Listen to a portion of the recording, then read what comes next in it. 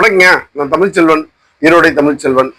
இன்னைக்கு நம்ம என்ன பார்க்க போறோம் அப்படின்னு பார்த்தீங்கன்னா, விடுமுறை காலங்களில் நம்ம ஊருக்கு போகிறதும், ஊர்ல இருந்து நம்ம வீட்டுக்கு உறவினர்கள் வர்றதும் வழக்கம் தான். அப்படி ஒரு முறை நாங்கள் ஊருக்கு போயிருக்கும்போது அங்கே பார்த்தா பெரிய குழந்தைகள் வட்டம், குழந்தையோட பசங்க, இப்போ பொண்ணுங்க, நங்கையா பசங்க, பொண்ணுங்க, அந்த மாதிரி பெரிய வட்டம். எல்லாரும் 5வது படிக்கிறேன், 7வது படிக்கிறேன், 8வது படிக்கிறேன், அப்படி அப்படி இப்போ சின்ன சின்ன குழந்தைங்க. இப்போ பசங்களை விளையாட கூப்பிடுவாங்க. அறிவுமதி, அன்புச்செல்லியனை கூப்பிடுவாங்க, அரவிந்தை கூப்பிடுவாங்க. அவங்கெல்லாம் உங்களோட நாங்கள் எப்படி விளையாடுறது வரலன்னு சொல்லிடுவாங்க. அப்போ நம்மகிட்ட அப்பாப்பா தமிழப்பா தமிழப்பான்னு அன்பா பேசுவாங்க இல்லையா.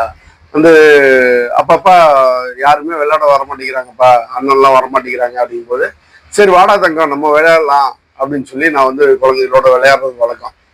ஏன்னா நம்மளும் நம்ம எல்லா செய்திகளையும் எதையும் மனசுல வச்சுக்காம எல்லாத்தையும் மறந்து ஒரு கொஞ்ச நேரம் குழந்தைகளோட குழந்தையா இருந்தோம்னா கொஞ்சம் நிம்மதியா இருக்கலாம் அப்படின்ட்டு நம்ம விளையாடுறது வழக்கம்.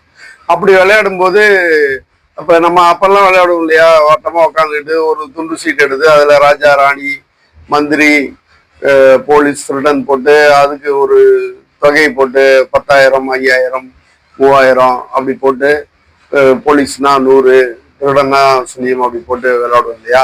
அப்படி உட்காந்து விளையாடுவோம். உட்காந்து விளையாடும் போது குழந்தைய பையன் ஒருத்தன் எழுதுவான்.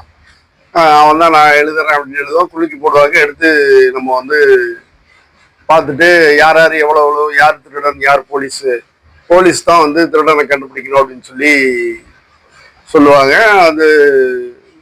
கண்டுபிடிப்பாங்க. கண்டுபிடிச்சதுக்கு அப்புறம் யார் யாருக்கு எவ்வளவு வந்திருக்குன்னு சொல்லி எல்லாத்தையும் வரிசைப்படுத்தி எழுதுவாங்க இல்லையா. அப்படி எழுதும்போது என்ன கேட்பாங்க, நீங்க எவ்வளவு அப்படிம்பாங்க. நான் 3,000 அப்படிம்பேன்.